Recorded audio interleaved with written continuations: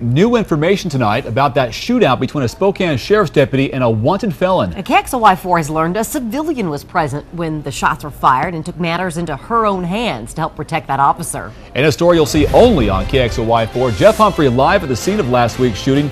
Hey Jeff, how was this woman so helpful?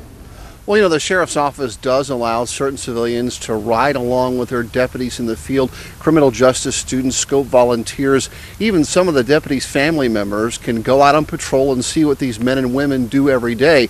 That was the case here on Friday night. However, when Deputy Jeff Thurman started getting shot at from behind this bullet-riddled fence, it was his mom who ended up calling for help.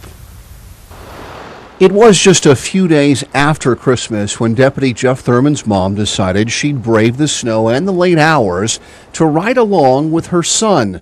Thurman wanted his mother to know that because of his good training, his job is reasonably safe. And that's one of the reasons so many of our deputies have their wives or their husbands ride with them, is for that very reason, so they are more comfortable knowing how we're equipped and how we deal with issues out in the field. On this night, Thurman was called to this Tesoro where a fellow deputy had pulled over a suspicious car.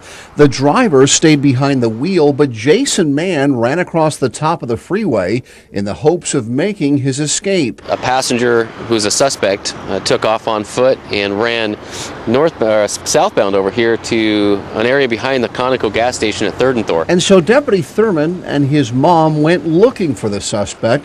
This is where Thurman parked his silver cruiser and told his mom to wait inside. The deputy was able to track him down, and at some point the suspect opened fire on the deputy. And that's when the deputy's mom went into action, grabbing the microphone and radioing in a shots fired call, not knowing if her son had been hit.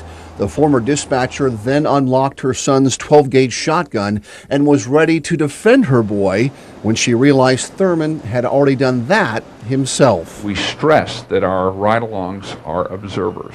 They're not to become actively involved in anything. However, there's nothing that says they can't pick up that microphone and call for help. Now, that rule about just acting as an observer kind of goes out the window when a sheriff's deputy's life is at stake. We know that Deputy Thurman expected to return to work next week. We just don't know how his mom feels about that. Reporting live on Lower South Hill, Jeff Humphrey, KXLY4.